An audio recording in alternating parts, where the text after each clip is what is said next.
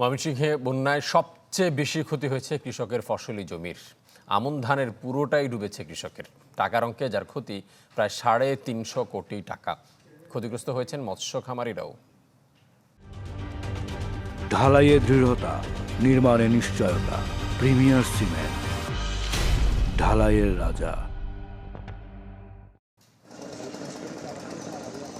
জমিতে ধানের চারা বুনেছিলেন ময়মনসিংহের বনপাড়ার চাষি আব্দুর রশিদ। গাছগুলোতে শীষ বের হচ্ছিল কেবল।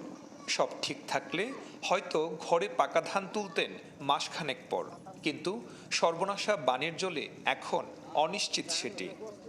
আমার এটা 10 কাঠা জমি, সব পানির চলে গেছে গা।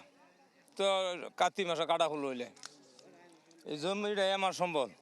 সপ্তাহখানেক ধরে পানিতে ডুবে আছে ময়মনসিংহের হালুয়াঘাট, ফুলপুর ও ধোবাউড়ার প্রায় 80,000 কৃষকের ফসলি জমি। ক্ষতি কাটিয়ে উঠা নিয়ে দুশ্চিন্তায় তারা। হরি ধান লাগাইছিলাম, সম্পূর্ণ পানির নিচে গেছে গা। আমার ধান সম্পূর্ণ ক্ষতি হয়েছে আর কি। আমার 9 একর জমি পানি একবারে ধ্বংস করে দিছে ভাই। আমার চলার খুব সমস্যা। লগ্নি করিয়া সুদি করে টিয়া চললে 4 বছর গেলে পরে এই আগের মতন ঠিক হন যায়। কৃষি বিভাগের তথ্য মতে বন্যায় 3 উপজেলায় তলিয়েছে 24,000 হেক্টর ফসলি জমি। ক্ষতিগ্রস্তদের সহায়তায় সরকারি উদ্যোগের কথা জানালেন কৃষি কর্মকর্তা।